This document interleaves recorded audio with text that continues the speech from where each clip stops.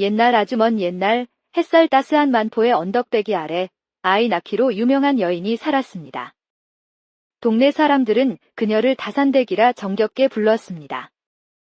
다산댁은 해맑은 미소와 맑은 눈을 가진 햇살처럼 따뜻한 사람이었습니다. 온갖 어려움 속에서도 억척스럽고 따뜻한 마음씨는 온 동네 사람들의 칭찬을 받았습니다. 하지만 그녀의 삶은 겉으로 보이는 풍요로움과는 거리가 멀었습니다. 다산댁은 슬하에 6 아들을 두었는데 부부 사이가 매우 좋았고 다산댁의 잉태 기운이 어찌나 강한지 막내가 젖을 뗄 때쯤이면 어김없이 새 생명이 찾아오곤 했습니다.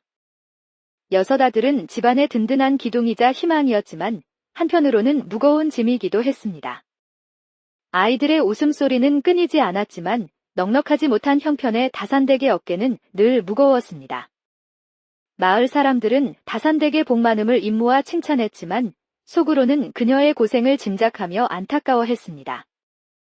부부는 금슬이 그 누구보다 좋았고 아이들 형제 또한 끈끈했지만 집안 살림은 늘 팍팍했습니다. 입이 6이나 되니 아무리 허리띠를 졸라매도 가난에서 벗어나기 어려웠습니다. 끼니조차 제대로 입기 힘든 날들이 계속되었습니다. 텅 빈 쌀독을 볼 때마다 다산댁의 마음은 숯검댕이처럼 새까맣게 타들어갔습니다. 아이들의 굶주린 배를 채워줄 수 없을 때 느끼는 무력감은 그녀를 벼랑 끝으로 떠미는 듯 했습니다. 어느 해 늦가을 땀 흘려 가꾼 곡식마저 흉년으로 턱없이 부족하자 다산댁의 시름은 더욱 깊어졌습니다. 그러던 어느 날 해가 뉘엿뉘어 서산으로 넘어갈 무렵 웬 늑수부레한 중매쟁이 할멈이 다산댁 집 앞에서 그녀를 찾았습니다. 낡은 삿갓을 푹 눌러쓴 중매 할멈의 모습은 어딘가 모르게 수상쩍어 보였습니다. 아직 어린 자식들밖에 없는 집의 중매라니 다산댁은 고개를 갸웃거리며 삐걱거리는 나무 대문을 열고 나갔습니다. 아니, 중매 할멈이라니. 우리 집은 지금 혼담 같은 거 논할 때가 아닌데요. 혹시 댁을 잘못 찾아오신 건 아닌가 싶어 여쭤봤습니다. 중매는 돈 많은 집에서나 하는 건 줄 알았기에 더욱 어리둥절했습니다. 아이고, 다산댁, 내 헛걸음은 안 한다오. 저 건너 마을 만석군 부잣집 영감님 소문은 들었겠지? 돈은 많다만 아직 대를 이을 자식이 없어 속이 타들어 간다더구먼. 중매 할멈의 눈은 기름을 발라놓은 듯 번들거렸고 입가에는 음흉한 웃음이 걸려 있었습니다. 다산댁은 불길한 예감이 스멀스멀 피어오르는 것을 느꼈습니다. 눈을 동그랗게 떴습니다. 자식 없는 부인은 땡만 믿고 첩도 못 들이게 하면서 뒤로는 시바지를 찾는 눈치더라. 어쩌다 그 이야기가 내 귀에까지 들어왔는데 조건이 어찌나 까다로운지. 팔도를 넉 달이나 돌아다녀도 감감무소식이래. 그러다 다산댁 소문을 듣고 나를 보낸 게지. 다산댁만큼 아이 잘 낳는 여자는 없을 거라면서 말이여. 시바지라는 말에 다산댁의 얼굴은 순식간에 잿빛으로 변했습니다. 벼락이라도 맞은 듯 정신이 아찔해졌습니다. 아니, 시바지라니요. 당치도 않습니다. 저는 이미 남편도 있고 자식도 여럿 딸린 몸인데 어찌 그런. 다산댁은 손사래를 치며 펄쩍 뛰었습니다. 하늘이 무너지는 듯 했습니다. 아무리 가난해도 짐승만도 못한 짓은 할 수 없다고 생각했습니다. 그녀의 단호한 거절에 중매 할멈은 안쓰러운 표정을 지으며 혀를 쯧쯧 찼습니다. 쯧쯧. 하지만 중매 할멈이 제시한 조건은 너무나 파격적이었습니다. 부잣집 아들을 낳아만 주면 밭 7마지기를 준다는 것이었습니다. 논 7마지기. 그 말은 가난에 지친 다산댁의 귓가에 뇌성병력처럼 울렸습니다. 엄청난 보상에 다산댁은 처음처럼 딱 잘라 거절하지 못하고 머뭇거리는 기색을 보였습니다. 보릿고개의 풀뿌리로 겨우 연명하는 가난한 다산댁에게 논 7마지기는 꿈에서나 나올 법한 거액의 재산이었습니다. 당장 굶주린 아이들의 얼굴이 눈앞에 어른거렸습니다. 선뜻 대답하지 못하는 다산댁에게 중매 할멈은 자신이 나루터 주막에서 하룻밤 묵을 테니 밤이 깊어지기 전에 결정해서 알려달라며 뒤뚱거리며 사라졌습니다. 중매 할멈이 사라진 뒤에도 다산댁은 멍하니 서서 논 7마지기라는 말만 되뇌었습니다. 그날 저녁 붉은 노을이 다산댁집 지붕 위를 길게 드리웠습니다. 다산댁은 마당에 멍석을 깔고 앉아 차가운 온기물에 발을 담갔습니다. 6 아이들의 시끌벅적한 웃음소리가 저 멀리서 들려왔습니다. 논 7마직이라는 말이 머릿속에서 떠나지 않았습니다. 마치 끈적한 엿처럼 달콤하게 달라붙어 떨어지지 않았습니다.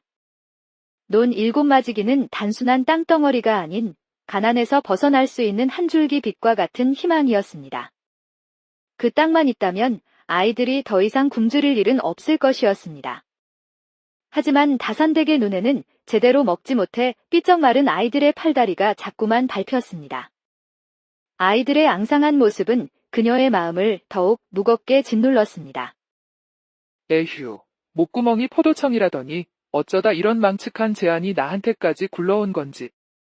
다산댁은 깊은 한숨을 내쉬었습니다. 차가운 달빛이 그녀의 얼굴을 하얗게 비쳤습니다. 얼굴도 모르는 영감의 시선이 마치 목덜미를 간지리는 것처럼 섬뜩하게 느껴졌습니다. 논 7마직이라는 달콤한 보상이 걸린 추악한 거래. 그것은 다산댁에게 절망이자 동시에 희망이었습니다. 밤이 깊어갈수록 다산댁의 마음속 갈등은 더욱 거세졌습니다. 달빛은 싸늘하게 그녀의 몸을 감쌌습니다. 멍석에 기대앉아 밤하늘을 올려다보았습니다.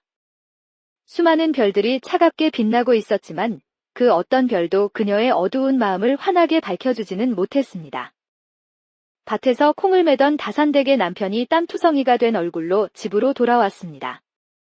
끙끙 앓던 속마음을 털어놓듯 오전에 중매 할멈이 다녀갔다는 이야기를 남편에게 털어놓았습니다. 남편은 아무 말 없이 아내의 이야기를 묵묵히 들어주었습니다. 남편의 얼굴에는 깊은 그림자가 드리워졌습니다. 세상 둘도 없는 순박한 남편은 탁배기 잔을 입에 털어 넣었습니다. 우리 아이들, 글 공부라도 시킬 수 있다면 소원이 없으련만 내가 무능한 탓에 당신만 고생시키는 구려 미안하오. 남편은 굵은 눈물방울을 뚝뚝 떨어뜨렸습니다. 목소리는 갈라져 있었고 떨리고 있었습니다. 흙먼지 묻은 남편의 얼굴에는 눈물 자국이 선명하게 드러났습니다. 남편의 어깨에 기대어 소리 없이 눈물을 훔쳤습니다. 부부는 서로의 아픈 마음을 보듬으며 밤늦도록 흐르는 눈물을 훔쳤습니다. 차가운 달빛만이 그들의 슬픔을 말없이 내려다보고 있었습니다. 다음 날 새벽, 닭 울음소리도 들려오기 전 다산댁은 굳게 결심한 듯 비장한 표정으로 집을 나섰습니다. 아이들은 아직 깊은 잠에 빠져 있었고 남편은 다산댁의 손을 놓지 못한 채 대문 앞에서 망부석처럼 서 있었습니다. 남편의 눈빛은 근심과 걱정으로 가득했지만 다산댁은 애써 밝게 웃으며 고개를 끄덕여 남편을 안심시켰습니다. 약속 장소에서 기다리고 있던 중매 할멈은 부채를 붙이며 다산댁을 재촉했습니다. 어서 갑시다.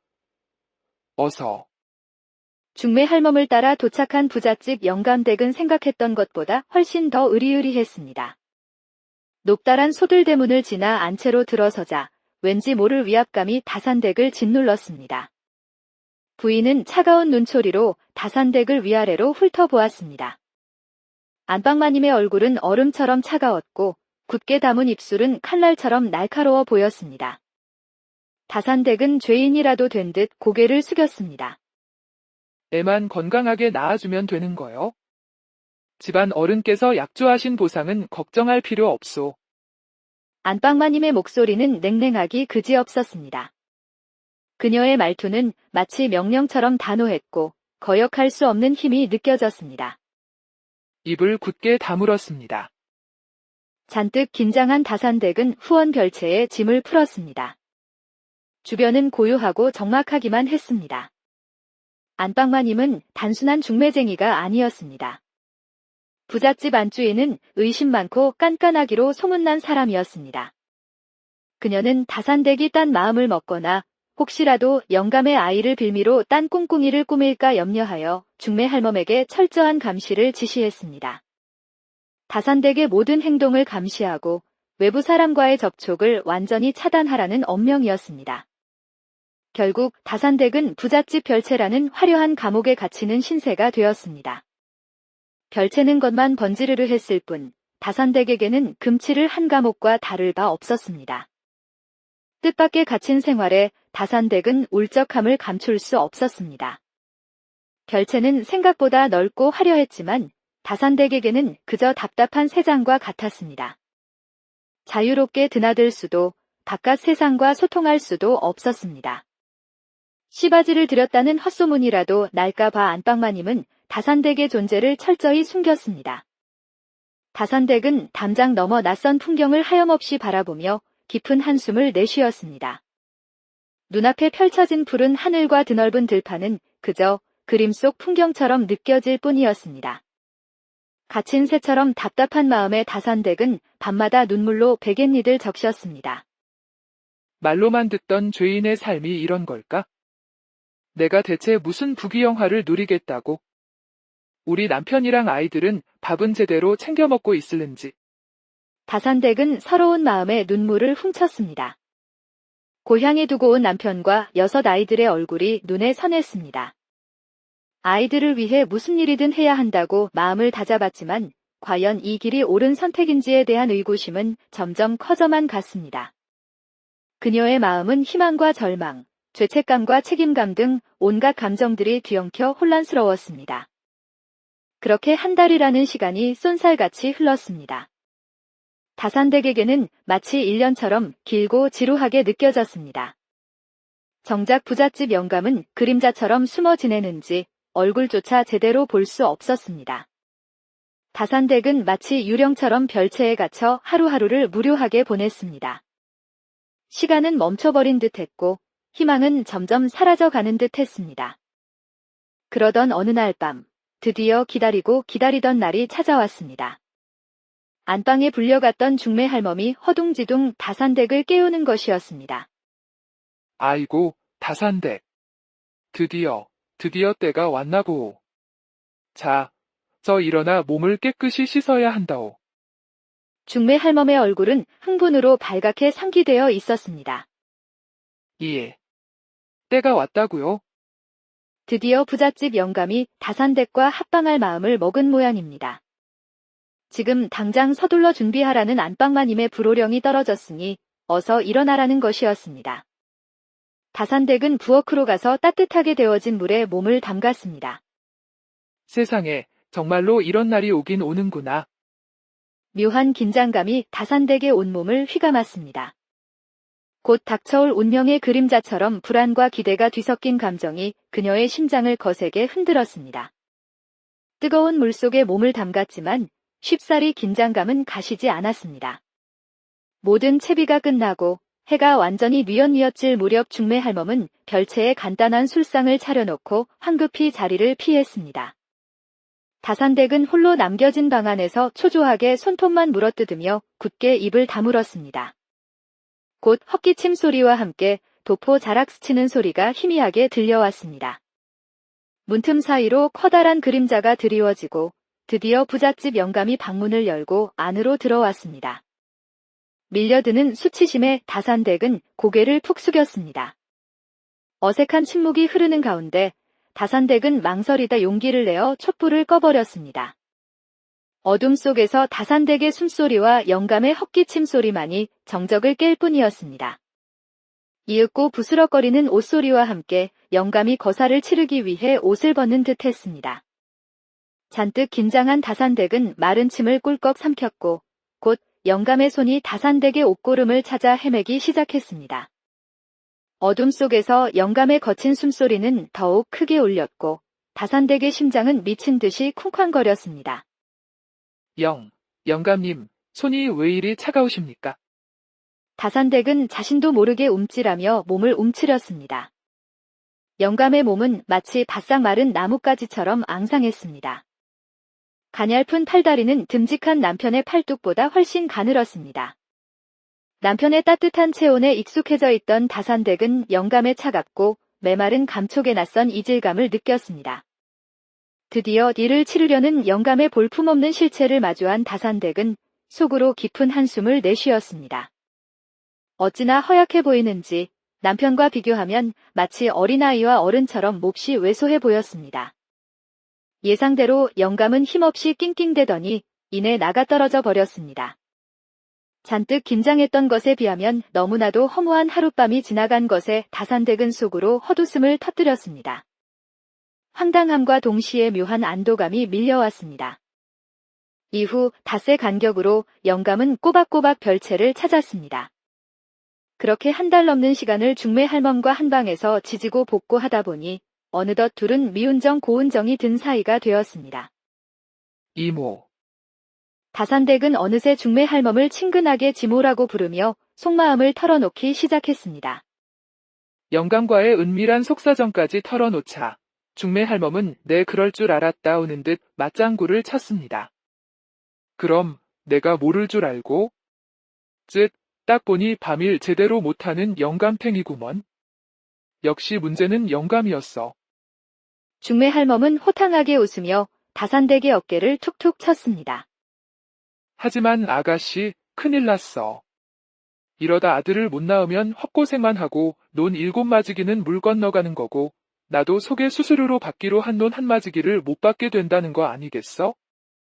이거 참 보통 심각한 일이 아니라니까.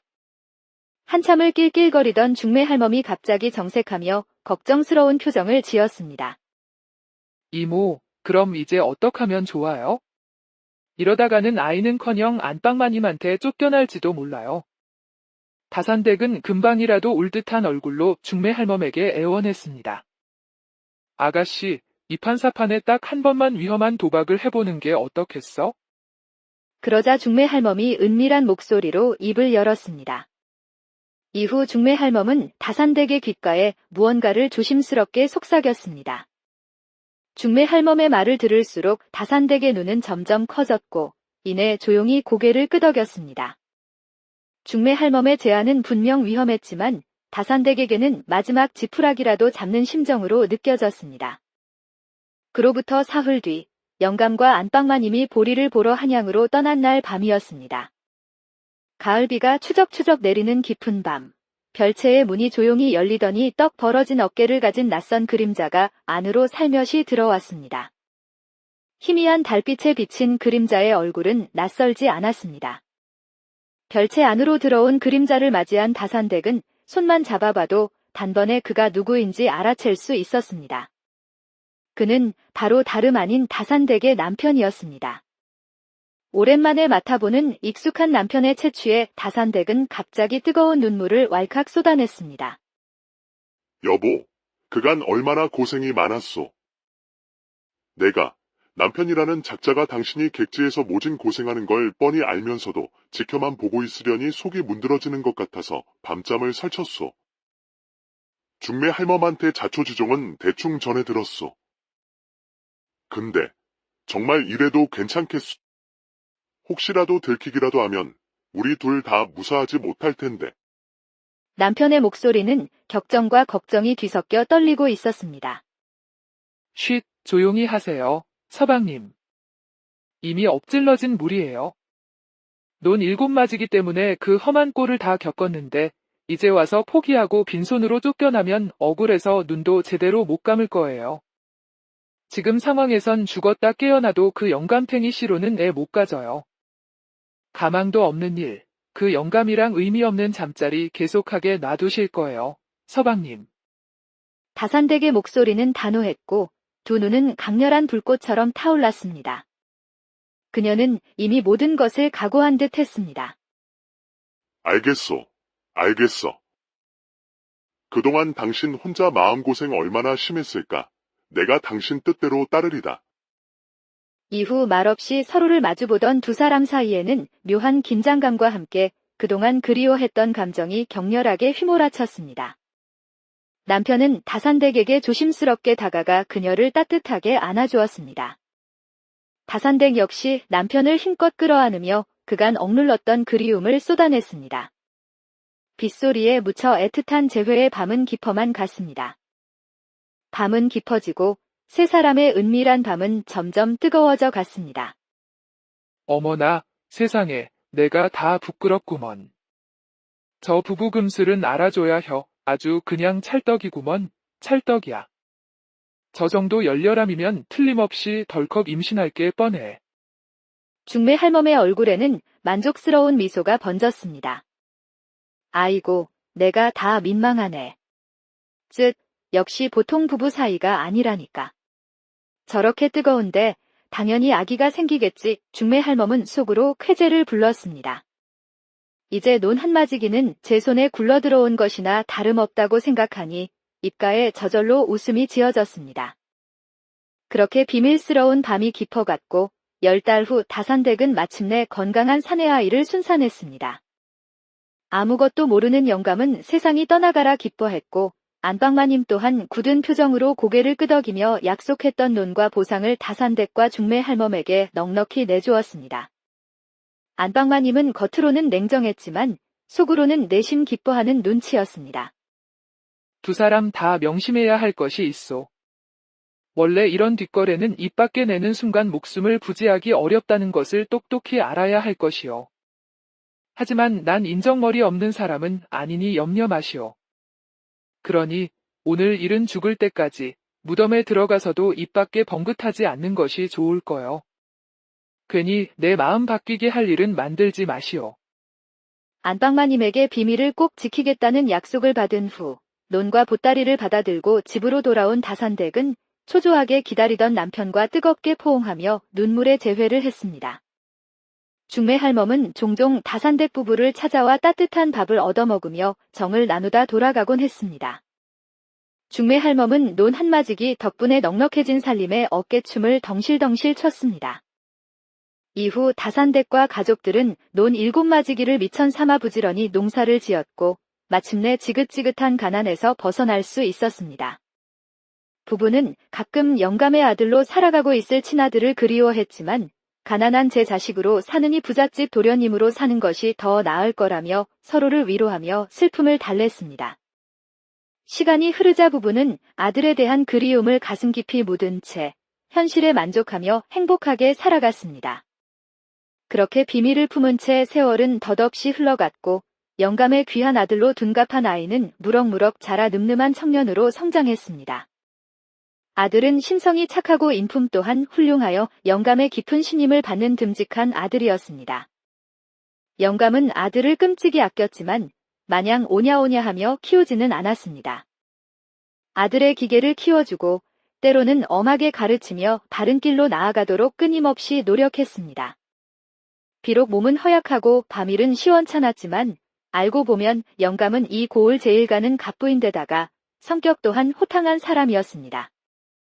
사사로운 이익에 욕심내기보다는 풍류를 즐기는 것을 더 좋아했던 영감은 여러 명의 믿음직한 집사들을 거느리고 자신이 가진 사업들을 알아서 관리하도록 맡겨두었습니다. 집사들이 알아서 사업을 굴리되 이익만 잘 챙겨오라고 지시한 후 자신은 유유자적하며 풍류를 즐겼습니다. 영감은 시와 술을 벗삼아 한가롭고 여유로운 삶을 만끽했습니다. 논밭 농사는 꼼꼼한 집사에게, 건어물 도매는 발 넓은 집사에게, 그리고 젓갈 도매는 눈치 빠른 집사에게 각각 맡겨놓았습니다. 심지어 영감은 안방마님 몰래 숨겨둔 첩에게 꽤 큰 규모의 주마까지 운영하도록 은밀히 지원하고 있었습니다. 다산댁과의 은밀한 거래 이후 꽉 막혔던 안방마님의 감시가 느슨해진 틈을 타 몰래 첩에게 거처까지 마련해 준 것이었습니다. 그리고 마지막으로 운영하는 박물전은 일찌감치 아들에게 물려주고 경영을 맡겼습니다. 영감은 아들에게 박물전을 맡겨 사업 수완을 발휘할 기회를 주고 싶었습니다. 그렇게 세월은 쏜살같이 흘러 어느덧 상반기 결산일이 코앞으로 다가왔습니다. 집사들은 모두 자신이 관리하는 사업장의 장부를 들고 첩이 운영하는 고급 주막에 모여 영감 앞에서 상반기 사업 실적을 보고하기 시작했습니다. 올해 가을에도 풍년이 예상됩니다. 나으리. 농사를 책임지는 집사는 풍년을 예고하며 목소리를 높였습니다. 상반기 이윤이 짭짤합니다요. 나으리. 건어물 도매 집사는 제법 짭짤한 상반기 이익을 자랑했고 젓갈 도매 집사 역시 질세라 흑자 보고를 하며 너털웃음을 터뜨렸습니다. 모두 웃고 떠들며 각자 맡은 사업의 실적을 보고하고 화기애애한 분위기가 무르익었지만 유독 박물전을 운영하는 영감의 아들은 울상을 지었습니다.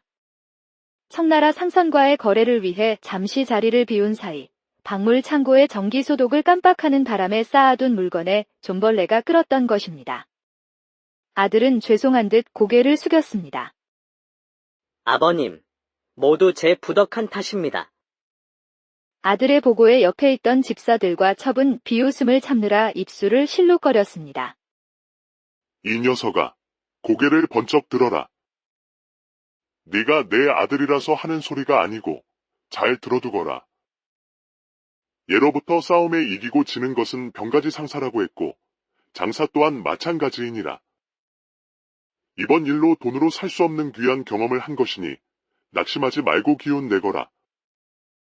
너는 잘못을 솔직하게 고했으니 그걸로 된 것이다.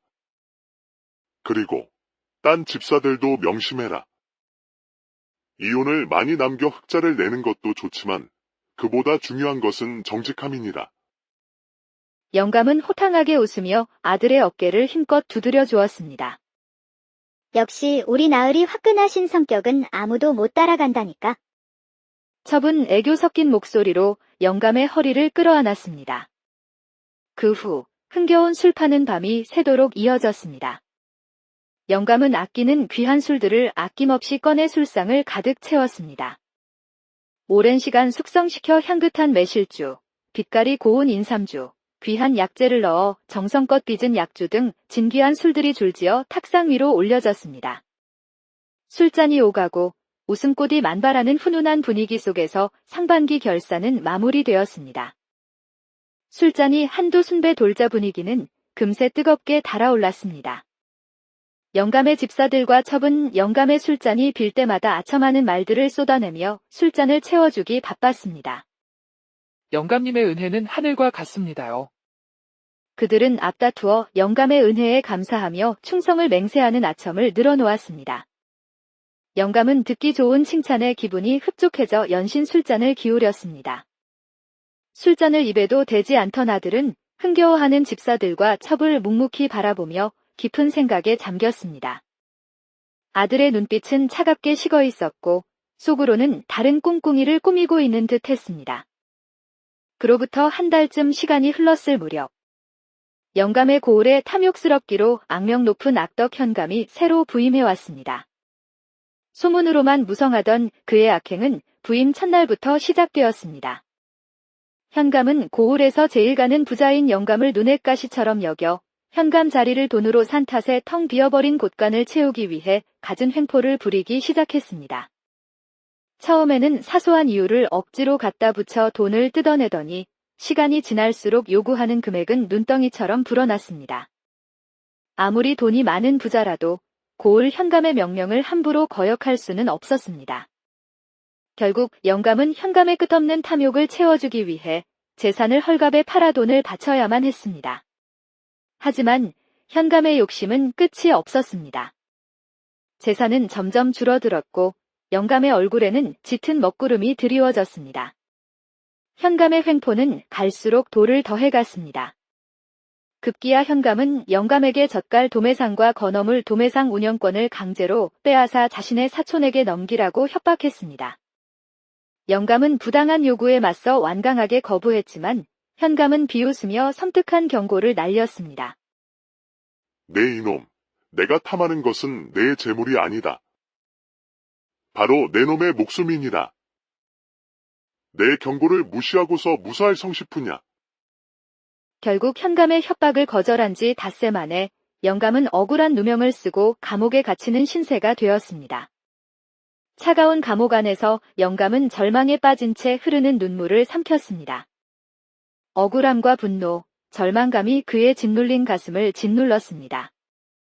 계절은 덧없이 2번이나 바뀌고 세상과 단절된 채 희망 없는 나날을 보내던 영감은 아들의 끈질긴 노력 덕분에 마침내 감옥에서 풀려날 수 있었습니다. 하지만 감옥 밖에서 그를 기다리고 있던 것은 눈뜨고 볼 수 없을 만큼 참혹한 현실이었습니다.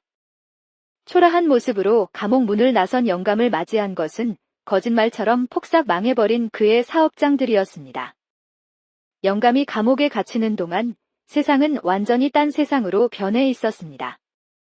그의 안 사람은 영감이 감옥에 갇히자마자 짐 보따리를 싸 친정으로 도망쳐 버린 지 이미 오래였습니다. 애정이라고는 눈꼽만큼도 없었던 첩은 간사하게도 벌써 악덕 현감에게 아양을 떨어 그의 새 첩실 자리를 꿰차고 앉아 있었습니다. 굳게 믿었던 집사는 영감의 가장 중요한 재산인 기름진 논밭을 모조리 팔아 재배를 불리고 종적을 감춰버렸고, 다른 집사들과 젓갈 도매상 집사 역시 젓갈 도매상과 건어물 도매상을 헐갑에 현감에게 넘겨버리고 야반도주해버렸습니다. 한때 온 고을 사람들이 부러워하던 고을 제1의 갑부 영감은 순식간에 모든 것을 잃고 땡전 한 푼 없는 빈털터리 신세로 전락해버렸습니다. 아들 홍이가 아버지 영감을 감옥에서 빼내오기 위해 동분서주하느라 잠시 사업에 소홀했던 사이, 간악한 심보를 가진 집사들과 첩은 제 살 길을 찾아 야반도주해버린 것이었습니다. 영감은 허탈한 웃음을 힘없이 지었습니다. 덧없이 흘러가는 인생의 무상함을 온몸으로 뼈저리게 느끼는 순간이었습니다. 아, 덧없다. 덧없어. 사람 머리 검은 짐승은 함부로 거두는 것이 아니라고 하더니 그 녀석들 내 앞에서 온갖 충성을 맹세하고 아첨을 떨더니만 죄다 배신하고 떠나다니. 이제 내 곁에 남은 것은 오직 너 하나뿐이구나. 영감은 깊은 절망감에 휩싸여 힘없이 중얼거리며 붉어진 눈시울을 애써 감췄습니다. 그의 목소리에는 절망만이 가득했지만 아들을 향한 마지막 희망만은 아직 희미하게 남아 있었습니다. 그날 밤, 깊은 상념에 잠겨 괴로워하던 영감의 방문을 조심스럽게 두드리는 소리가 들려왔고, 아들 홍이가 방문을 열고 방 안으로 들어왔습니다.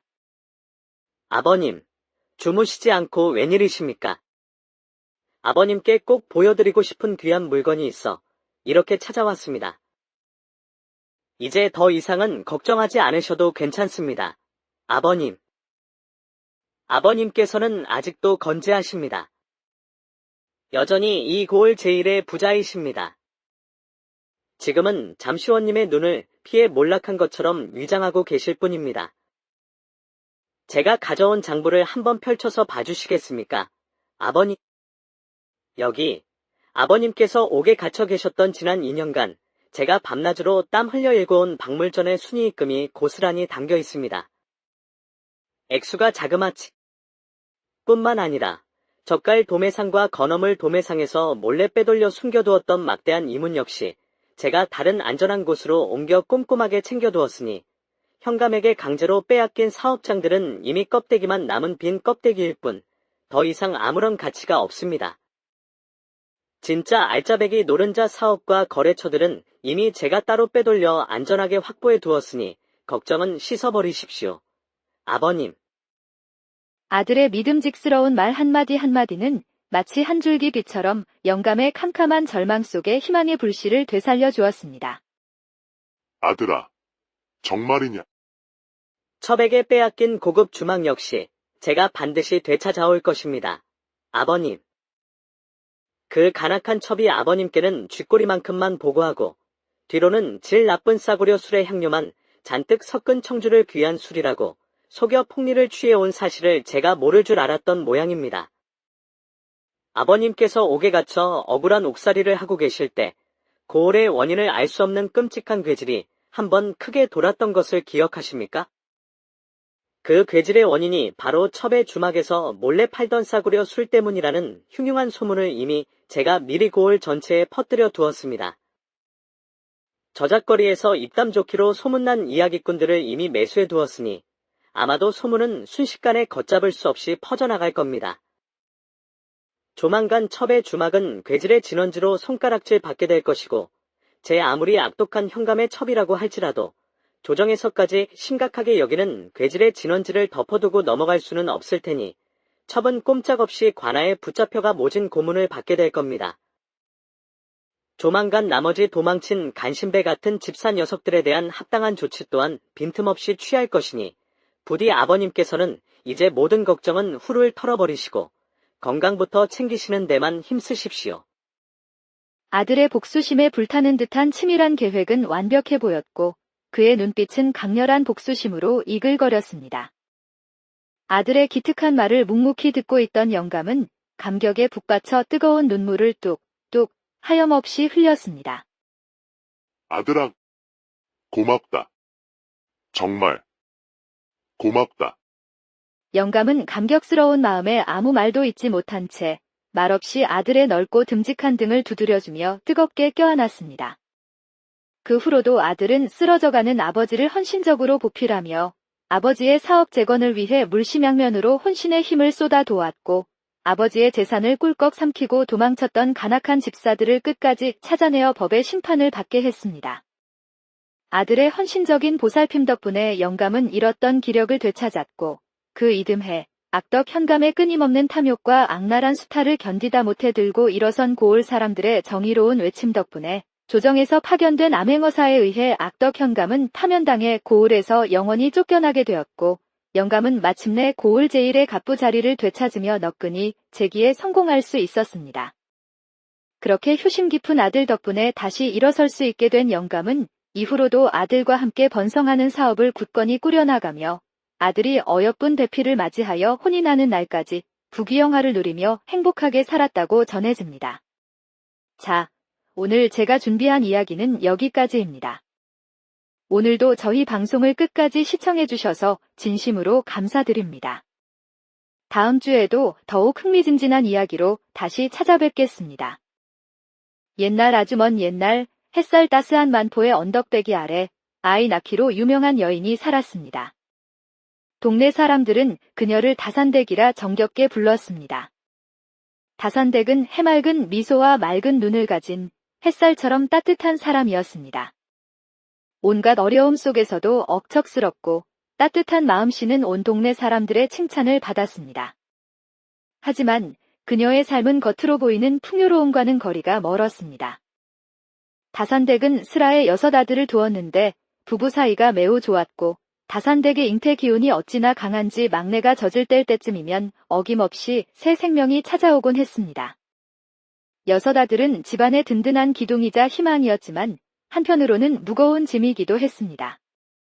아이들의 웃음소리는 끊이지 않았지만 넉넉하지 못한 형편의 다산댁의 어깨는 늘 무거웠습니다.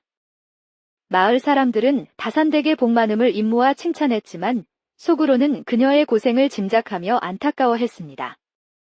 부부는 금슬이 그 누구보다 좋았고 아이들 형제 또한 끈끈했지만 집안 살림은 늘 팍팍했습니다. 입이 6이나 되니 아무리 허리띠를 졸라매도 가난에서 벗어나기 어려웠습니다. 끼니조차 제대로 입기 힘든 날들이 계속되었습니다.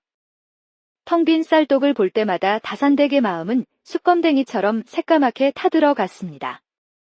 아이들의 굶주린 배를 채워줄 수 없을 때 느끼는 무력감은 그녀를 벼랑 끝으로 떠미는 듯 했습니다. 어느 해 늦가을 땀 흘려 가꾼 곡식마저 흉년으로 턱없이 부족하자 다산댁의 시름은 더욱 깊어졌습니다.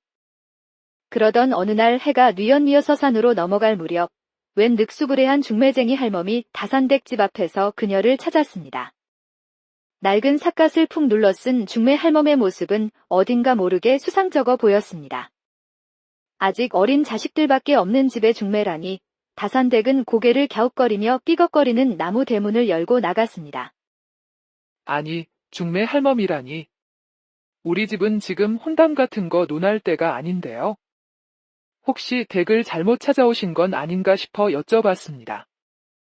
중매는 돈 많은 집에서나 하는 건 줄 알았기에 더욱 어리둥절했습니다. 아이고, 다산댁, 내 헛걸음은 안 한다오. 저 건너 마을 만석군 부잣집 영감님 소문은 들었겠지? 돈은 많다만 아직 대를 이을 자식이 없어 속이 타들어 간다더구먼.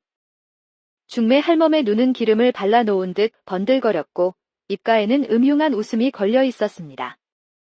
다산댁은 불길한 예감이 스멀스멀 피어오르는 것을 느꼈습니다. 눈을 동그랗게 떴습니다. 자식 없는 부인은 땡만 믿고 첩도 못 들이게 하면서 뒤로는 시바지를 찾는 눈치더라. 어쩌다 그 이야기가 내 귀에까지 들어왔는데 조건이 어찌나 까다로운지. 팔도를 넉 달이나 돌아다녀도 감감무소식이래. 그러다 다산댁 소문을 듣고 나를 보낸 게지. 다산댁만큼 아이 잘 낳는 여자는 없을 거라면서 말이여. 시바지라는 말에 다산댁의 얼굴은 순식간에 잿빛으로 변했습니다. 벼락이라도 맞은 듯 정신이 아찔해졌습니다. 아니, 시바지라니요. 당치도 않습니다. 저는 이미 남편도 있고 자식도 여럿 딸린 몸인데 어찌 그런... 다산댁은 손사래를 치며 펄쩍 뛰었습니다. 하늘이 무너지는 듯 했습니다. 아무리 가난해도 짐승만도 못한 짓은 할 수 없다고 생각했습니다. 그녀의 단호한 거절에 중매 할멈은 안쓰러운 표정을 지으며 혀를 쯧쯧 찼습니다. 쯧쯧. 하지만 중매 할멈이 제시한 조건은 너무나 파격적이었습니다. 부잣집 아들을 낳아만 주면 밭 7마지기를 준다는 것이었습니다. 논 7마지기.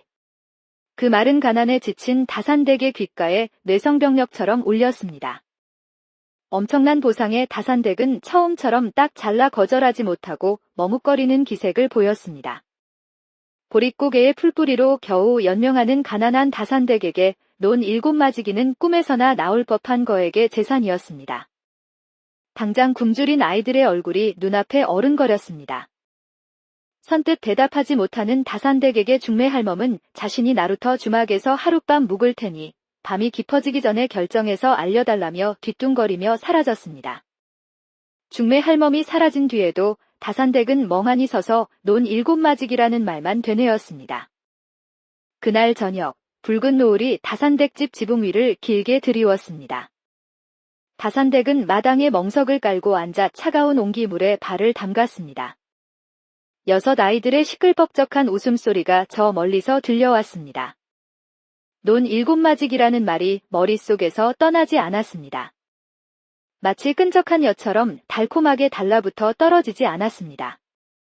논 7마지기는 단순한 땅덩어리가 아닌 가난에서 벗어날 수 있는 한 줄기 빛과 같은 희망이었습니다. 그 땅만 있다면 아이들이 더 이상 굶주릴 일은 없을 것이었습니다. 하지만 다산댁의 눈에는 제대로 먹지 못해 삐쩍 마른 아이들의 팔다리가 자꾸만 밟혔습니다. 아이들의 앙상한 모습은 그녀의 마음을 더욱 무겁게 짓눌렀습니다. 에휴, 목구멍이 포도청이라더니 어쩌다 이런 망측한 제안이 나한테까지 굴러온 건지. 다산댁은 깊은 한숨을 내쉬었습니다.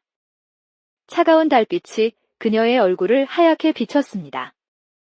얼굴도 모르는 영감의 시선이 마치 목덜미를 간지리는 것처럼 섬뜩하게 느껴졌습니다. 논 7마지기라는 달콤한 보상이 걸린 추악한 거래. 그것은 다산댁에게 절망이자 동시에 희망이었습니다. 밤이 깊어갈수록 다산댁의 마음속 갈등은 더욱 거세졌습니다. 달빛은 싸늘하게 그녀의 몸을 감쌌습니다. 멍석에 기대앉아 밤하늘을 올려다보았습니다. 수많은 별들이 차갑게 빛나고 있었지만 그 어떤 별도 그녀의 어두운 마음을 환하게 밝혀주지는 못했습니다. 밭에서 콩을 매던 다산댁의 남편이 땀투성이가 된 얼굴로 집으로 돌아왔습니다.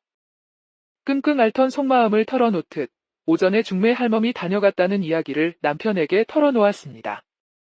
남편은 아무 말 없이 아내의 이야기를 묵묵히 들어주었습니다. 남편의 얼굴에는 깊은 그림자가 드리워졌습니다. 세상 둘도 없는 순박한 남편은 탁배기 잔을 입에 털어 넣었습니다. 우리 아이들, 글 공부라도 시킬 수 있다면 소원이 없으련만. 내가 무능한 탓에 당신만 고생시키는구려. 미안하오. 남편은 굵은 눈물방울을 뚝뚝 떨어뜨렸습니다. 목소리는 갈라져 있었고 떨리고 있었습니다. 흙먼지 묻은 남편의 얼굴에는 눈물 자국이 선명하게 드러났습니다. 남편의 어깨에 기대어 소리 없이 눈물을 훔쳤습니다. 부부는 서로의 아픈 마음을 보듬으며 밤늦도록 흐르는 눈물을 훔쳤습니다. 차가운 달빛만이 그들의 슬픔을 말없이 내려다보고 있었습니다. 다음 날 새벽, 닭 울음소리도 들려오기 전 다산댁은 굳게 결심한 듯 비장한 표정으로 집을 나섰습니다. 아이들은 아직 깊은 잠에 빠져 있었고 남편은 다산댁의 손을 놓지 못한 채 대문 앞에서 망부석처럼 서 있었습니다. 남편의 눈빛은 근심과 걱정으로 가득했지만 다산댁은 애써 밝게 웃으며 고개를 끄덕여 남편을 안심시켰습니다. 약속 장소에서 기다리고 있던 중매 할멈은 부채를 붙이며 다산댁을 재촉했습니다. 어서 갑시다. 어서. 중매 할멈을 따라 도착한 부잣집 영감댁은 생각했던 것보다 훨씬 더 으리으리했습니다. 높다란 소들대문을 지나 안채로 들어서자 왠지 모를 위압감이 다산댁을 짓눌렀습니다. 부인은 차가운 눈초리로 다산댁을 위아래로 훑어보았습니다. 안방마님의 얼굴은 얼음처럼 차가웠고 굳게 담은 입술은 칼날처럼 날카로워 보였습니다. 다산댁은 죄인이라도 된 듯 고개를 숙였습니다. 애만 건강하게 낳아주면 되는 거요. 집안 어른께서 약조하신 보상은 걱정할 필요 없소. 안방마님의 목소리는 냉랭하기 그지없었습니다. 그녀의 말투는 마치 명령처럼 단호했고 거역할 수 없는 힘이 느껴졌습니다. 입을 굳게 다물었습니다. 잔뜩 긴장한 다산댁은 후원 별채에 짐을 풀었습니다. 주변은 고요하고 적막하기만 했습니다. 안방마님은 단순한 중매쟁이가 아니었습니다. 부잣집 안주인은 의심 많고 깐깐하기로 소문난 사람이었습니다.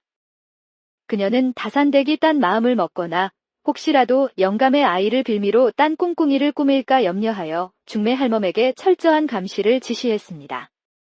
다산댁의 모든 행동을 감시하고 외부 사람과의 접촉을 완전히 차단하라는 엄명이었습니다.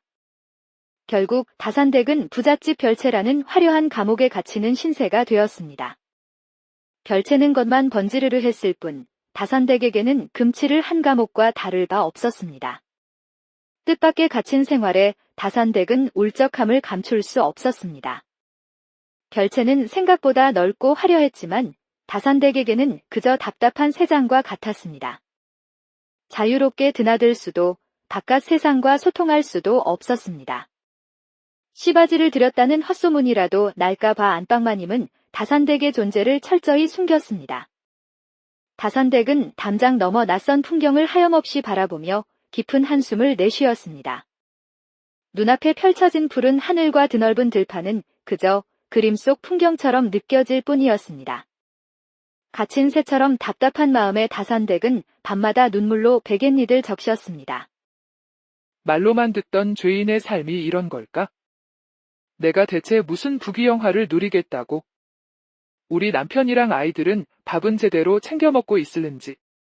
다산댁은 서러운 마음에 눈물을 훔쳤습니다. 고향에 두고 온 남편과 6 아이들의 얼굴이 눈에 선했습니다. 아이들을 위해 무슨 일이든 해야 한다고 마음을 다잡았지만 과연 이 길이 옳은 선택인지에 대한 의구심은 점점 커져만 갔습니다. 그녀의 마음은 희망과 절망, 죄책감과 책임감 등 온갖 감정들이 뒤엉켜 혼란스러웠습니다. 그렇게 한 달이라는 시간이 쏜살같이 흘렀습니다. 다산댁에게는 마치 1년처럼 길고 지루하게 느껴졌습니다. 정작 부잣집 영감은 그림자처럼 숨어 지내는지 얼굴조차 제대로 볼 수 없었습니다. 다산댁은 마치 유령처럼 별채에 갇혀 하루하루를 무료하게 보냈습니다. 시간은 멈춰버린 듯했고 희망은 점점 사라져가는 듯했습니다. 그러던 어느 날 밤, 드디어 기다리고 기다리던 날이 찾아왔습니다. 안방에 불려갔던 중매 할멈이 허둥지둥 다산댁을 깨우는 것이었습니다. 아이고, 다산댁. 드디어 때가 왔나 보오. 자, 저 일어나 몸을 깨끗이 씻어야 한다오. 중매 할멈의 얼굴은 흥분으로 발갛게 상기되어 있었습니다. 예. 때가 왔다고요? 드디어 부잣집 영감이 다산댁과 합방할 마음을 먹은 모양입니다. 지금 당장 서둘러 준비하라는 안방마님의 불호령이 떨어졌으니 어서 일어나라는 것이었습니다. 다산댁은 부엌으로 가서 따뜻하게 데워진 물에 몸을 담갔습니다. 세상에, 정말로 이런 날이 오긴 오는구나. 묘한 긴장감이 다산댁의 온몸을 휘감았습니다. 곧 닥쳐올 운명의 그림자처럼 불안과 기대가 뒤섞인 감정이 그녀의 심장을 거세게 흔들었습니다. 뜨거운 물속에 몸을 담갔지만 쉽사리 긴장감은 가시지 않았습니다. 모든 채비가 끝나고 해가 완전히 뉘엿뉘엿질 무렵 중매 할멈은 별채에 간단한 술상을 차려놓고 황급히 자리를 피했습니다. 다산댁은 홀로 남겨진 방 안에서 초조하게 손톱만 물어뜯으며 굳게 입을 다물었습니다. 곧 헛기침 소리와 함께 도포 자락 스치는 소리가 희미하게 들려왔습니다. 문틈 사이로 커다란 그림자가 드리워지고 드디어 부잣집 영감이 방문을 열고 안으로 들어왔습니다. 밀려드는 수치심에 다산댁은 고개를 푹 숙였습니다. 어색한 침묵이 흐르는 가운데 다산댁은 망설이다 용기를 내어 촛불을 꺼버렸습니다. 어둠 속에서 다산댁의 숨소리와 영감의 헛기침 소리만이 정적을 깰 뿐이었습니다. 이윽고 부스럭거리는 옷소리와 함께 영감이 거사를 치르기 위해 옷을 벗는 듯 했습니다. 잔뜩 긴장한 다산댁은 마른 침을 꿀꺽 삼켰고 곧 영감의 손이 다산댁의 옷고름을 찾아 헤매기 시작했습니다. 어둠 속에서 영감의 거친 숨소리는 더욱 크게 울렸고 다산댁의 심장은 미친 듯이 쿵쾅거렸습니다. 영감님, 손이 왜 이리 차가우십니까? 다산댁은 자신도 모르게 움찔하며 몸을 움츠렸습니다. 영감의 몸은 마치 바싹 마른 나뭇가지처럼 앙상했습니다. 가냘픈 팔다리는 듬직한 남편의 팔뚝보다 훨씬 가늘었습니다. 남편의 따뜻한 체온에 익숙해져 있던 다산댁은 영감의 차갑고 메마른 감촉에 낯선 이질감을 느꼈습니다. 드디어 이를 치르려는 영감의 볼품없는 실체를 마주한 다산댁은 속으로 깊은 한숨을 내쉬었습니다. 어찌나 허약해 보이는지 남편과 비교하면 마치 어린아이와 어른처럼 몹시 왜소해 보였습니다. 예상대로 영감은 힘없이 낑낑대더니 이내 나가떨어져 버렸습니다. 잔뜩 긴장했던 것에 비하면 너무나도 허무한 하룻밤이 지나간 것에 다산댁은 속으로 헛웃음을 터뜨렸습니다. 황당함과 동시에 묘한 안도감이 밀려왔습니다. 이후 닷새 간격으로 영감은 꼬박꼬박 별채를 찾았습니다. 그렇게 한 달 넘는 시간을 중매 할멈과 한방에서 지지고 볶고하다 보니 어느덧 둘은 미운정 고운정이 든 사이가 되었습니다. 이모.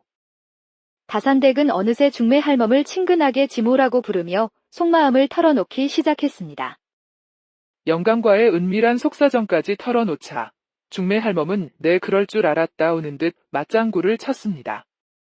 그럼 내가 모를 줄 알고? 딱 보니 밤일 제대로 못하는 영감탱이구먼. 역시 문제는 영감이었어. 중매 할멈은 호탕하게 웃으며 다산댁의 어깨를 툭툭 쳤습니다. 하지만 아가씨, 큰일 났어. 이러다 아들을 못 낳으면 헛고생만 하고 논 7마지기는 물 건너가는 거고 나도 속에 수수료로 받기로 한 논 한 마지기를 못 받게 된다는 거 아니겠어? 이거 참 보통 심각한 일이 아니라니까. 한참을 낄낄거리던 중매 할멈이 갑자기 정색하며 걱정스러운 표정을 지었습니다. 이모, 그럼 이제 어떡하면 좋아요?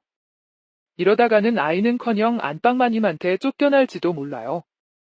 다산댁은 금방이라도 울 듯한 얼굴로 중매 할멈에게 애원했습니다. 아가씨, 이판사판에 딱 한 번만 위험한 도박을 해보는 게 어떻겠어? 그러자 중매 할멈이 은밀한 목소리로 입을 열었습니다. 이후 중매 할멈은 다산댁의 귓가에 무언가를 조심스럽게 속삭였습니다. 중매 할멈의 말을 들을수록 다산댁의 눈은 점점 커졌고 이내 조용히 고개를 끄덕였습니다. 중매 할멈의 제안은 분명 위험했지만 다산댁에게는 마지막 지푸라기라도 잡는 심정으로 느껴졌습니다. 그로부터 사흘 뒤 영감과 안방마님이 보리를 보러 한양으로 떠난 날 밤이었습니다. 가을비가 추적추적 내리는 깊은 밤, 별채의 문이 조용히 열리더니 떡 벌어진 어깨를 가진 낯선 그림자가 안으로 살며시 들어왔습니다. 희미한 달빛에 비친 그림자의 얼굴은 낯설지 않았습니다. 별채 안으로 들어온 그림자를 맞이한 다산댁은 손만 잡아봐도 단번에 그가 누구인지 알아챌 수 있었습니다.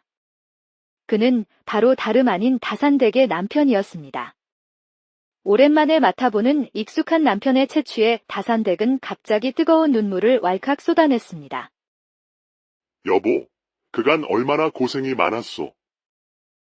내가 남편이라는 작자가 당신이 객지에서 모진 고생하는 걸 뻔히 알면서도 지켜만 보고 있으려니 속이 문드러지는 것 같아서 밤잠을 설쳤소. 중매 할멈한테 자초지종은 대충 전해 들었소. 근데 정말 이래도 괜찮겠소? 혹시라도 들키기라도 하면 우리 둘 다 무사하지 못할 텐데. 남편의 목소리는 격정과 걱정이 뒤섞여 떨리고 있었습니다. 쉿, 조용히 하세요, 서방님. 이미 엎질러진 물이에요. 논 7마지기 때문에 그 험한 꼴을 다 겪었는데 이제 와서 포기하고 빈손으로 쫓겨나면 억울해서 눈도 제대로 못 감을 거예요. 지금 상황에선 죽었다 깨어나도 그 영감탱이 씨로는 애 못 가져요. 가망도 없는 일, 그 영감이랑 의미 없는 잠자리 계속하게 놔두실 거예요, 서방님. 다산댁의 목소리는 단호했고 두 눈은 강렬한 불꽃처럼 타올랐습니다. 그녀는 이미 모든 것을 각오한 듯 했습니다. 알겠소. 알겠어. 그동안 당신 혼자 마음고생 얼마나 심했을까. 내가 당신 뜻대로 따르리다. 이후 말없이 서로를 마주보던 두 사람 사이에는 묘한 긴장감과 함께 그동안 그리워했던 감정이 격렬하게 휘몰아쳤습니다. 남편은 다산댁에게 조심스럽게 다가가 그녀를 따뜻하게 안아주었습니다. 다산댁 역시 남편을 힘껏 끌어안으며 그간 억눌렀던 그리움을 쏟아냈습니다. 빗소리에 묻혀 애틋한 재회의 밤은 깊어만 갔습니다. 밤은 깊어지고 세 사람의 은밀한 밤은 점점 뜨거워져 갔습니다. 어머나, 세상에, 내가 다 부끄럽구먼. 저 부부 금술은 알아줘야 혀, 아주 그냥 찰떡이구먼, 찰떡이야. 저 정도 열렬함이면 틀림없이 덜컥 임신할 게 뻔해. 중매 할멈의 얼굴에는 만족스러운 미소가 번졌습니다. 아이고, 내가 다 민망하네. 쯧, 역시 보통 부부 사이가 아니라니까. 저렇게 뜨거운데 당연히 아기가 생기겠지. 중매 할멈은 속으로 쾌재를 불렀습니다. 이제 논 한마지기는 제 손에 굴러들어온 것이나 다름없다고 생각하니 입가에 저절로 웃음이 지어졌습니다. 그렇게 비밀스러운 밤이 깊어갔고 10달 후 다산댁은 마침내 건강한 사내 아이를 순산했습니다. 아무것도 모르는 영감은 세상이 떠나가라 기뻐했고 안방마님 또한 굳은 표정으로 고개를 끄덕이며 약속했던 논과 보상을 다산댁과 중매 할멈에게 넉넉히 내주었습니다. 안방마님은 겉으로는 냉정했지만 속으로는 내심 기뻐하는 눈치였습니다. 두 사람 다 명심해야 할 것이 있어. 원래 이런 뒷거래는 입 밖에 내는 순간 목숨을 부지하기 어렵다는 것을 똑똑히 알아야 할 것이요. 하지만 난 인정머리 없는 사람은 아니니 염려 마시오. 그러니 오늘 일은 죽을 때까지 무덤에 들어가서도 입 밖에 벙긋하지 않는 것이 좋을 거요. 괜히 내 마음 바뀌게 할 일은 만들지 마시오. 안방마님에게 비밀을 꼭 지키겠다는 약속을 받은 후 논과 보따리를 받아들고 집으로 돌아온 다산댁은 초조하게 기다리던 남편과 뜨겁게 포옹하며 눈물의 재회를 했습니다. 중매 할멈은 종종 다산댁 부부를 찾아와 따뜻한 밥을 얻어먹으며 정을 나누다 돌아가곤 했습니다. 중매 할멈은 논 한마지기 덕분에 넉넉해진 살림에 어깨춤을 덩실덩실 췄습니다. 이후 다산댁과 가족들은 논 7마지기를 미천 삼아 부지런히 농사를 지었고 마침내 지긋지긋한 가난에서 벗어날 수 있었습니다. 부부는 가끔 영감의 아들로 살아가고 있을 친아들을 그리워했지만 가난한 제 자식으로 사느니 부잣집 도련님으로 사는 것이 더 나을 거라며 서로를 위로하며 슬픔을 달랬습니다. 시간이 흐르자 부부는 아들에 대한 그리움을 가슴 깊이 묻은 채 현실에 만족하며 행복하게 살아갔습니다. 그렇게 비밀을 품은 채 세월은 덧없이 흘러갔고 영감의 귀한 아들로 둔갑한 아이는 무럭무럭 자라 늠름한 청년으로 성장했습니다.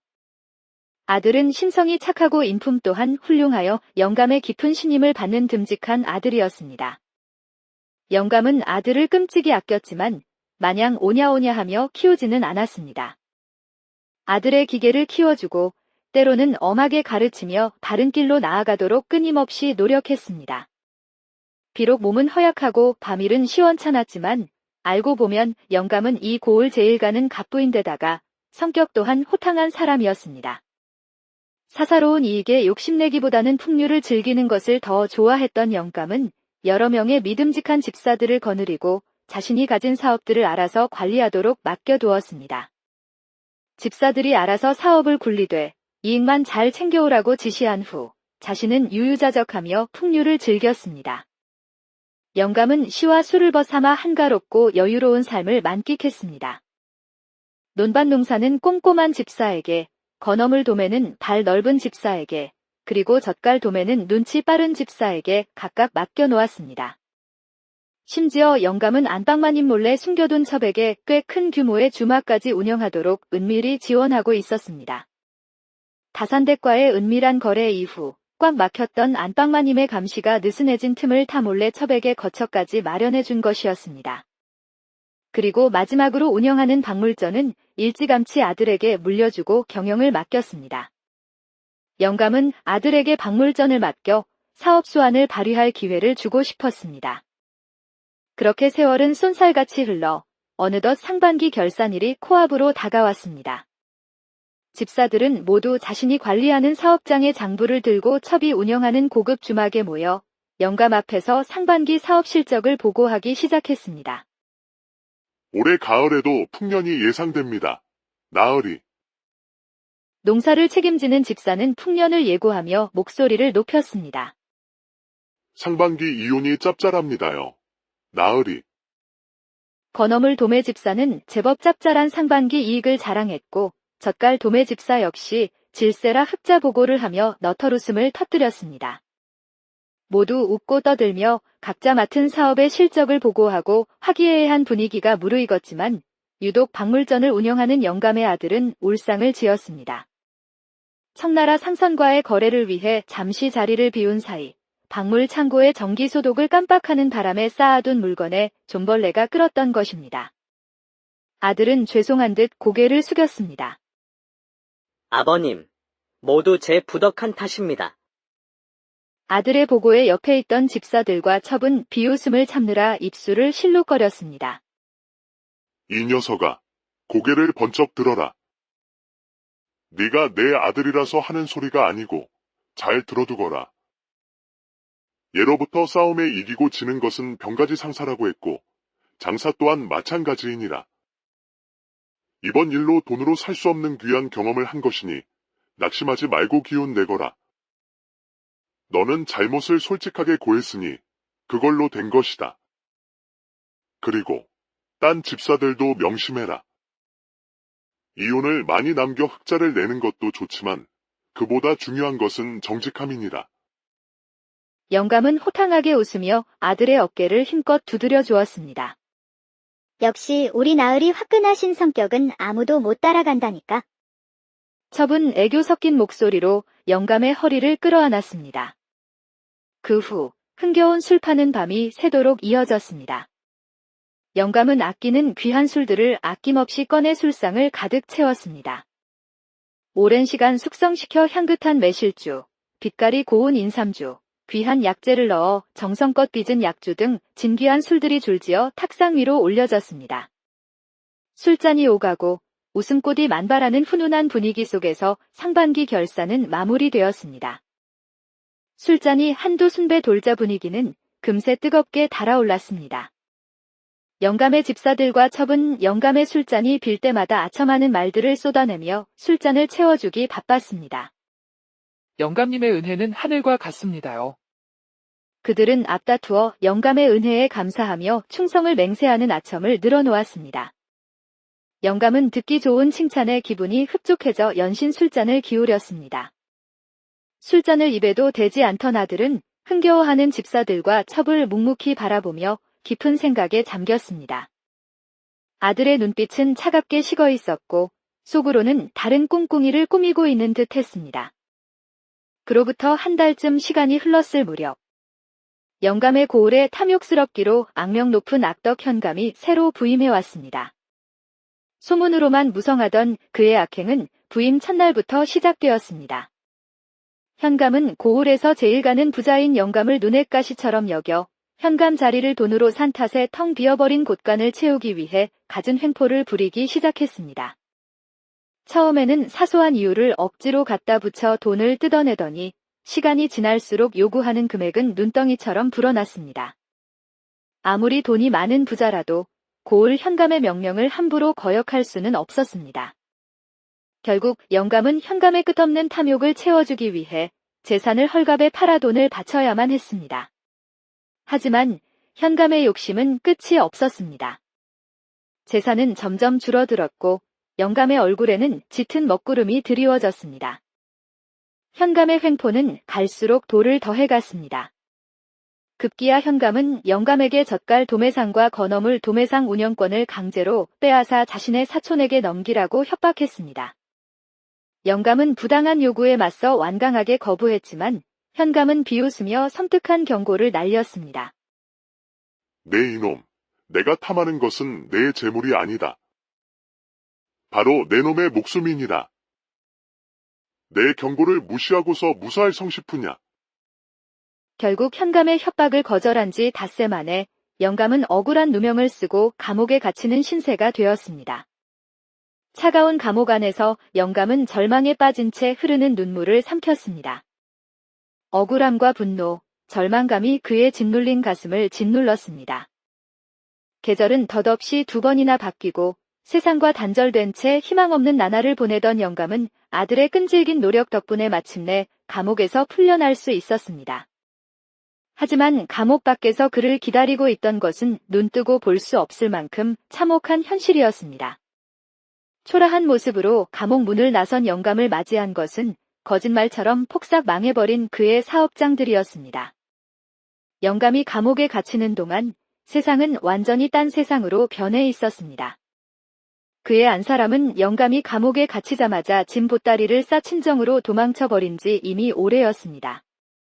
애정이라고는 눈꼽만큼도 없었던 첩은 간사하게도 벌써 악덕 현감에게 아양을 떨어 그의 세첩실 자리를 꿰차고 앉아 있었습니다. 굳게 믿었던 집사는 영감의 가장 중요한 재산인 기름진 논밭을 모조리 팔아 재배를 불리고 종적을 감춰버렸고 다른 집사들과 젓갈 도매상 집사 역시 젓갈 도매상과 건어물 도매상을 헐갑에 현감에게 넘겨버리고 야반도주해버렸습니다. 한때 온 고을 사람들이 부러워하던 고을 제1의 갑부 영감은 순식간에 모든 것을 잃고 땡전 한 푼 없는 빈털터리 신세로 전락해버렸습니다.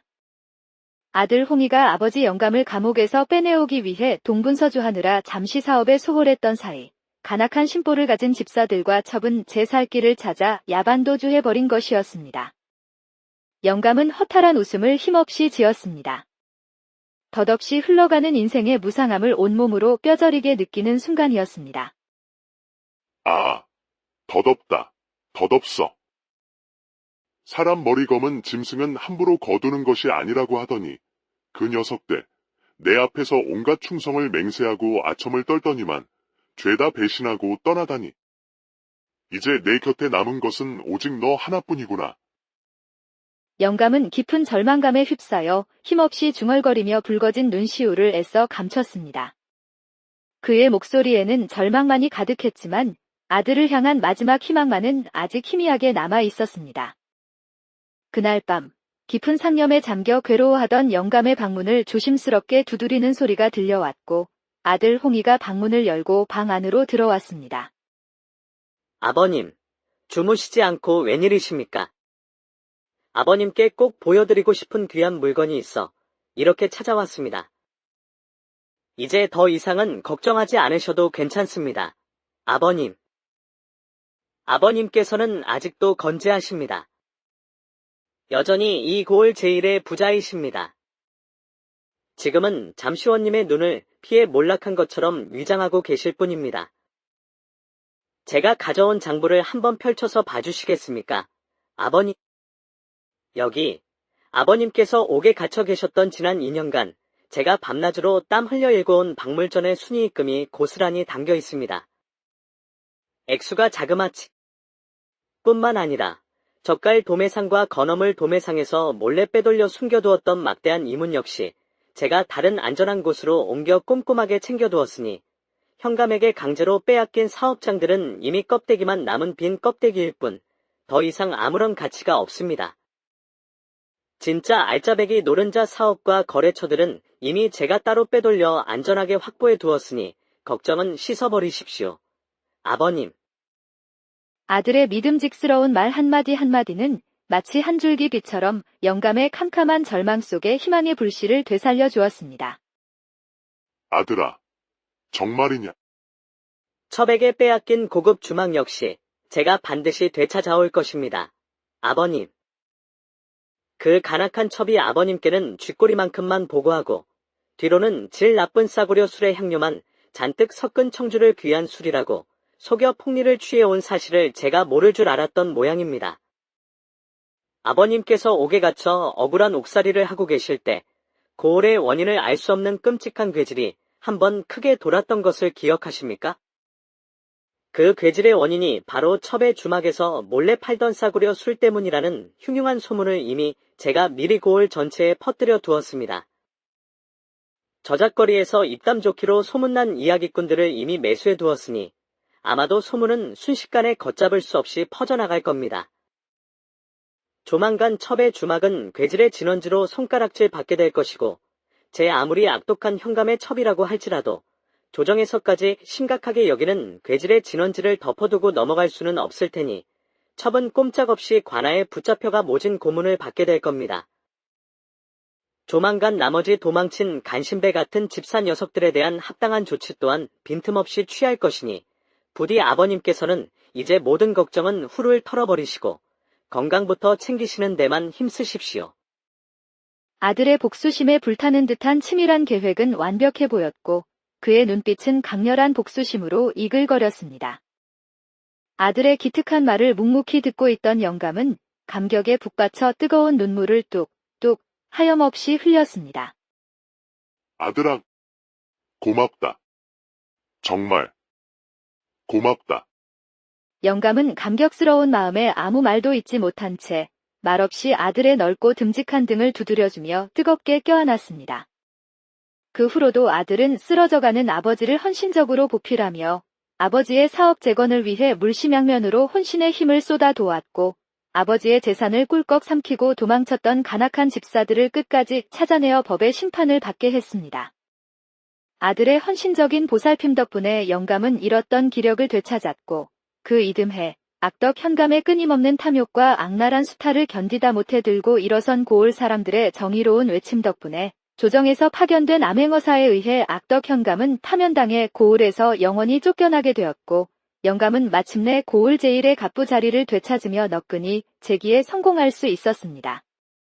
그렇게 효심 깊은 아들 덕분에 다시 일어설 수 있게 된 영감은 이후로도 아들과 함께 번성하는 사업을 굳건히 꾸려나가며 아들이 어여쁜 배필을 맞이하여 혼이 나는 날까지 부귀영화를 누리며 행복하게 살았다고 전해집니다. 자, 오늘 제가 준비한 이야기는 여기까지입니다. 오늘도 저희 방송을 끝까지 시청해주셔서 진심으로 감사드립니다. 다음 주에도 더욱 흥미진진한 이야기로 다시 찾아뵙겠습니다. 옛날 아주 먼 옛날 햇살 따스한 만포의 언덕배기 아래 아이 낳기로 유명한 여인이 살았습니다. 동네 사람들은 그녀를 다산댁이라 정겹게 불렀습니다. 다산댁은 해맑은 미소와 맑은 눈을 가진 햇살처럼 따뜻한 사람이었습니다. 온갖 어려움 속에서도 억척스럽고 따뜻한 마음씨는 온 동네 사람들의 칭찬을 받았습니다. 하지만 그녀의 삶은 겉으로 보이는 풍요로움과는 거리가 멀었습니다. 다산댁은 슬하에 6 아들을 두었는데 부부 사이가 매우 좋았고 다산댁의 잉태 기운이 어찌나 강한지 막내가 젖을 뗄 때쯤이면 어김없이 새 생명이 찾아오곤 했습니다. 6 아들은 집안의 든든한 기둥이자 희망이었지만 한편으로는 무거운 짐이기도 했습니다. 아이들의 웃음소리는 끊이지 않았지만 넉넉하지 못한 형편의 다산댁의 어깨는 늘 무거웠습니다. 마을 사람들은 다산댁의 복 많음을 임모아 칭찬했지만 속으로는 그녀의 고생을 짐작하며 안타까워했습니다. 부부는 금슬이 그 누구보다 좋았고 아이들 형제 또한 끈끈했지만 집안 살림은 늘 팍팍했습니다. 입이 6이나 되니 아무리 허리띠를 졸라매도 가난에서 벗어나기 어려웠습니다. 끼니조차 제대로 입기 힘든 날들이 계속되었습니다. 텅 빈 쌀독을 볼 때마다 다산댁의 마음은 숯검댕이처럼 새까맣게 타들어갔습니다. 아이들의 굶주린 배를 채워줄 수 없을 때 느끼는 무력감은 그녀를 벼랑 끝으로 떠미는 듯 했습니다. 어느 해 늦가을 땀 흘려 가꾼 곡식마저 흉년으로 턱없이 부족하자 다산댁의 시름은 더욱 깊어졌습니다. 그러던 어느 날 해가 뉘엿뉘어 서산으로 넘어갈 무렵 웬 늑수부레한 중매쟁이 할멈이 다산댁 집 앞에서 그녀를 찾았습니다. 낡은 삿갓을 푹 눌러 쓴 중매 할멈의 모습은 어딘가 모르게 수상쩍어 보였습니다. 아직 어린 자식들밖에 없는 집의 중매라니 다산댁은 고개를 갸웃거리며 삐걱거리는 나무 대문을 열고 나갔습니다. 아니, 중매 할멈이라니. 우리 집은 지금 혼담 같은 거 논할 때가 아닌데요. 혹시 댁을 잘못 찾아오신 건 아닌가 싶어 여쭤봤습니다. 중매는 돈 많은 집에서나 하는 건 줄 알았기에 더욱 어리둥절했습니다. 아이고, 다산댁, 내 헛걸음은 안 한다오. 저 건너 마을 만석군 부잣집 영감님 소문은 들었겠지? 돈은 많다만 아직 대를 이을 자식이 없어 속이 타들어 간다더구먼. 중매 할멈의 눈은 기름을 발라놓은 듯 번들거렸고 입가에는 음흉한 웃음이 걸려 있었습니다. 다산댁은 불길한 예감이 스멀스멀 피어오르는 것을 느꼈습니다. 눈을 동그랗게 떴습니다. 자식 없는 부인은 땡만 믿고 첩도 못 들이게 하면서 뒤로는 시바지를 찾는 눈치더라. 어쩌다 그 이야기가 내 귀에까지 들어왔는데 조건이 어찌나 까다로운지. 팔도를 넉 달이나 돌아다녀도 감감무소식이래. 그러다 다산댁 소문을 듣고 나를 보낸 게지. 다산댁만큼 아이 잘 낳는 여자는 없을 거라면서 말이여. 시바지라는 말에 다산댁의 얼굴은 순식간에 잿빛으로 변했습니다. 벼락이라도 맞은 듯 정신이 아찔해졌습니다. 아니, 시바지라니요. 당치도 않습니다. 저는 이미 남편도 있고 자식도 여럿 딸린 몸인데 어찌 그런. 다산댁은 손사래를 치며 펄쩍 뛰었습니다. 하늘이 무너지는 듯 했습니다.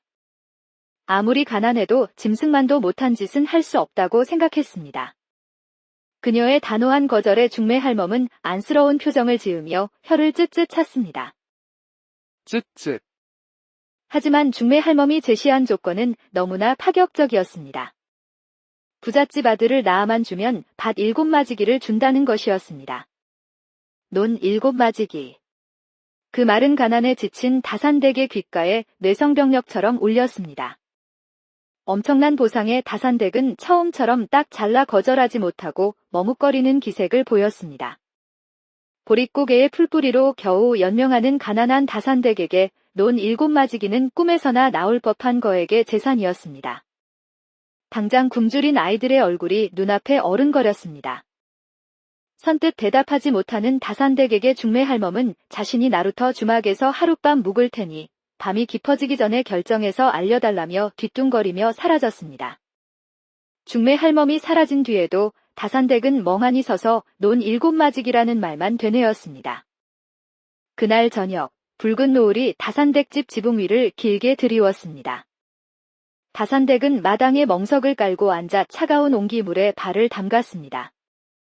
6 아이들의 시끌벅적한 웃음소리가 저 멀리서 들려왔습니다. 논 7마지기라는 말이 머릿속에서 떠나지 않았습니다. 마치 끈적한 엿처럼 달콤하게 달라붙어 떨어지지 않았습니다. 논 7마지기는 단순한 땅덩어리가 아닌 가난에서 벗어날 수 있는 한 줄기 빛과 같은 희망이었습니다. 그 땅만 있다면 아이들이 더 이상 굶주릴 일은 없을 것이었습니다. 하지만 다산댁의 눈에는 제대로 먹지 못해 삐쩍 마른 아이들의 팔다리가 자꾸만 밟혔습니다. 아이들의 앙상한 모습은 그녀의 마음을 더욱 무겁게 짓눌렀습니다. 에휴, 목구멍이 포도청이라더니 어쩌다 이런 망측한 제안이 나한테까지 굴러온 건지. 다산댁은 깊은 한숨을 내쉬었습니다. 차가운 달빛이 그녀의 얼굴을 하얗게 비쳤습니다. 얼굴도 모르는 영감의 시선이 마치 목덜미를 간지리는 것처럼 섬뜩하게 느껴졌습니다. 논 7마지기라는 달콤한 보상이 걸린 추악한 거래. 그것은 다산댁에게 절망이자 동시에 희망이었습니다. 밤이 깊어갈수록 다산댁의 마음속 갈등은 더욱 거세졌습니다. 달빛은 싸늘하게 그녀의 몸을 감쌌습니다. 멍석에 기대앉아 밤하늘을 올려다보았습니다. 수많은 별들이 차갑게 빛나고 있었지만 그 어떤 별도 그녀의 어두운 마음을 환하게 밝혀주지는 못했습니다. 밭에서 콩을 매던 다산댁의 남편이 땀투성이가 된 얼굴로 집으로 돌아왔습니다. 끙끙 앓던 속마음을 털어놓듯 오전에 중매 할멈이 다녀갔다는 이야기를 남편에게 털어놓았습니다. 남편은 아무 말 없이 아내의 이야기를 묵묵히 들어주었습니다. 남편의 얼굴에는 깊은 그림자가 드리워졌습니다. 세상 둘도 없는 순박한 남편은 탁배기 잔을 입에 털어 넣었습니다. 우리 아이들, 글 공부라도 시킬 수 있다면 소원이 없으련만. 내가 무능한 탓에 당신만 고생시키는구려. 미안하오. 남편은 굵은 눈물방울을 뚝뚝 떨어뜨렸습니다. 목소리는 갈라져 있었고 떨리고 있었습니다. 흙먼지 묻은 남편의 얼굴에는 눈물 자국이 선명하게 드러났습니다. 남편